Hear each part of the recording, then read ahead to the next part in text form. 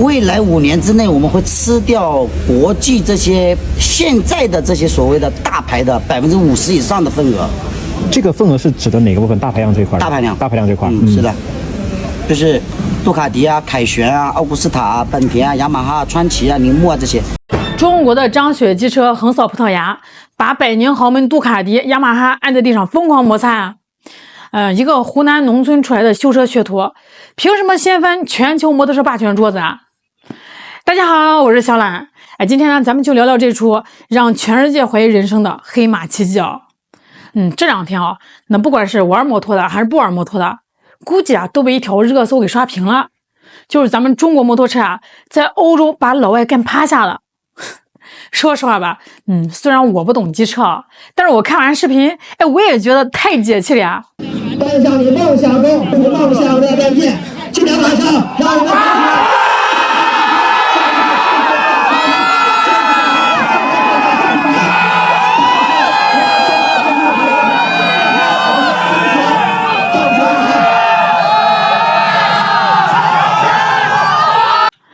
3月29号，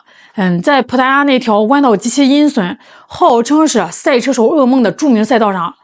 那帮平时傲慢的老外们全被那台车身上印着拼音张雪的红色赛车给刺勾走了。这是 WSBK 世界超级摩托车锦标赛的中量级组别。这比赛它在业内是号称赛道上的修罗场啊，它有一个极其硬核、极其不讲情面的规定，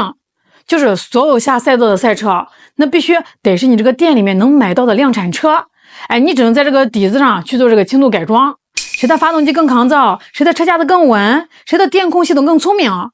在这个赛道上跑2圈，底块都给你扒得一干二净。在这条赛道上混都是什么车呢？杜卡迪、雅马哈和川崎。这些百年老店平时在赛道上那都是横着走啊，看谁不顺眼就崩谁。可是就在葡萄牙站这帮老牌资本主义的豪门少爷们被咱们的张雪机车给按在泥地里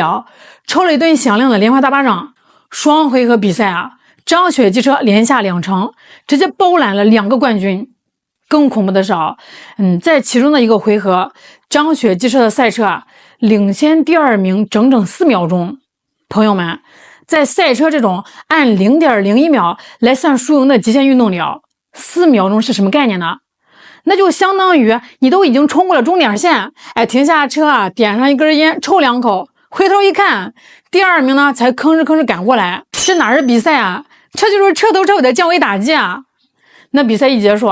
网上呢就那个酸葡萄在那带节奏了。不会还有人真的以为张雪机车能夺冠真的是因为他的车好和他的选手牛逼吧？我告诉你们，完全不是。他们能夺冠只有一个原因，就是因为美伊战争打仗。为什么呢？因为美伊战争打仗导致霍尔木兹海峡被封锁，所以说那里面的石油运不到欧洲去，那么欧洲那些选手他就不敢拧油门，知道吗？所以说张雪机车才赢了。车能赢主要是人家请的法国车手牛逼，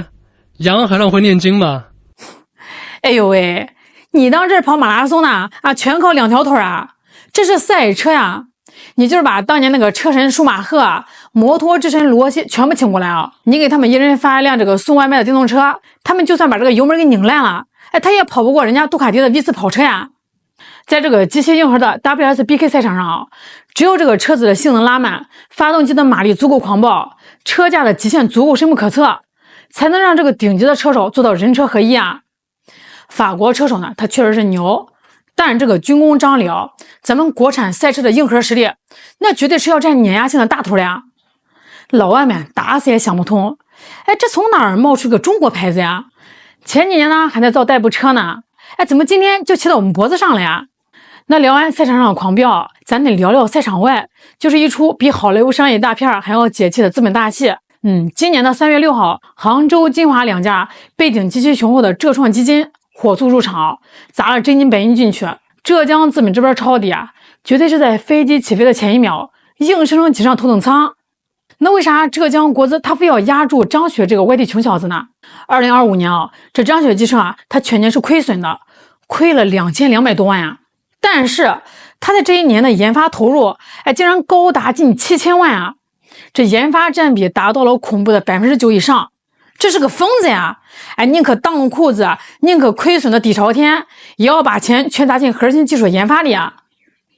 浙江资本太清楚了，在这个制造业，只有这种不要命的死磕精神，才能砸出真正的技术护城河呀。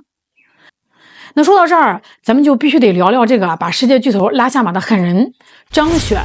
谁能想到这个一手缔造了世界冠军赛车的男人，他的起点竟然是湖南怀化一个最偏僻的农村。14岁的张雪，他没有去这个饭店端盘子，也没有去这工地搬砖，而是一头扎进了一个满地油污、散发着刺鼻气味的路边修车铺，那当起了一个最底层的学徒。一天下来整个人呢就像从煤堆捞出来的，路过的大人都指着他教育自己家孩子，看见没？你不好好读书以后就只能干这种脏活累活那后来呢，他就省吃俭用，买了一辆比他年龄都大的二手破摩托车。那没钱去这个专业场地，他就在这个烂泥地里骑，摔烂了自己拿回去修，修好了再跨上去接着摔。他这个人吧，骨子里就有一股连命都不要的轴劲儿。在他19岁那年跑去参加了一个地方电视台的挑战节目，就是要在这个全国观众面前秀他的越野车技。结果呢，比赛那天下着大雨，这个场地全是稀泥，他强行起跳，在这个半空中失去了平衡，连人带车重重砸进泥水里。换作是一般人在全国电视观众面前出了这么大的洋相，那估计早就捂着脸找个地方钻进去了。但是张雪是咋干的？他不顾身上的伤，死皮赖脸跟着节目组的屁股后面熬了好几天，硬是求来一个补拍的机会。当年那个满脸是泥的农村穷小子在镜头面前红着眼睛吼出那句：“就去追，因为勇敢，我的人生更精彩。”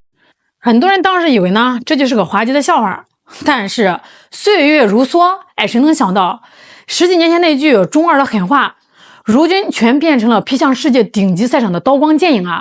成了他自己人生最彪悍的注脚。那后来呢，凭着这股子劲儿这张雪就成了国内有名的职业赛车手。那当时整个国内的摩托车产业大排量发动机的技术就是一片荒漠，核心技术呢全被外国人死死卡着脖子。张雪就发了狠既然老外不给我们好车，那我就自己造一台能冲在最前面的车。那2013年他就背上行囊来到了魔都重庆，没钱没资源没名气，那去拉投资吧，人家看他像个疯子去招这个工程师呢，人家嫌他庙小开不出高薪，他就带着几个跟他一样不要命的兄弟熬了无数个通宵花费了堆成山的图纸，这个全部身家砸进了发动机研发里。测试失败了，这台机器炸了，几十万瞬间打水漂，那就抹一把脸，从头来过，再失败再重来。这个事吧，那说起来可能就是上下嘴唇一碰那么轻巧，但是你们想想谁能扛得住那种倾家荡产无数次看不到希望的至暗时刻呀？成功和失败的分界线从来就不是学历和天赋而是在每一次被这个生活按在地上暴揍之后，你还能不能咬着牙站起来，吐出一口血沫子，说一句再来。张雪能他从来不在乎什么面子，错了就改，改了再干。终于呢，到了2024年，这张雪机车这面大旗正式竖了起来。他心里那根扎10几年的刺儿一直都在流血，必须拿下自主研发的大排量发动机，必须让国产摩托车堂堂正正站在世界锦标赛的最高领奖台。没有发动机，未来一定会被卡脖子，这是100%的。对那我就说自己要做，当时公司的净资产也才3000万左右，其他的合伙人不太愿意投这个事儿，不干就算了吧，不干我要么净身出户要么就是公司给我借一笔钱，我自己去干发动机，干成了这个发动机还给公司，干不成干死了算我的。那经过疯狂的烧钱，疯狂的测试，2026年张雪机车的终极杀器82022三缸仿赛震撼上市了。从那颗咆哮的三缸心脏到每一个核心零部件，全部100%是咱们中国人自己熬干了心血搞出来的自主技术没有任何外包，也没有任何贴牌，这就是纯正的中国血统。我们每个热爱机车、热爱摩托车的朋友都要感谢张雪机车，感谢中国制造。如果没有张雪机车，这些排名第一的摩托车永远不会便宜的，他们永远不会把自己的价格降低的。我们普通老百姓、普通热爱机车的朋友永远没有办法卖一个自己爱的机车。今天有了张雪机车，我们普通热爱机车的朋友就有了一个希望，以后我们也能骑到一个更好的车。感谢张雪机车，感谢中国制造。各位朋友，如果放在10年以前，如果有人在这个酒桌上拍着桌子跟你说，哎，过几年咱们中国这摩托车能把杜卡迪和雅马哈按在地上摩擦，你肯定会觉得这个人要么就是喝假酒喝多了，要么就是脑子进水了。但是今天成绩就摆在所有人的眼前，不服你得给我憋着。说实话张雪在领奖台下哽咽那一幕，看哭了无数人。他哭的哪里只是速度哪里只是座奖杯，他哭的是我们中国摩托人憋在心里面整整几十年那口窝囊气这场胜利不仅仅是张雪个人的英雄主义，它更是整个中国制造全面升级的一个震撼缩影那有人问，是不是意味着国产摩托彻底称霸世界了？那我可能呢要泼盆冷水未必。欧美品牌是上百年的底蕴不是说你赢2场就能掀翻的，前面的路呢依然是布满了荆棘的。张雪机车能不能从赛场冠军变成市场上的销量霸主还是需要真刀真枪去拼杀的。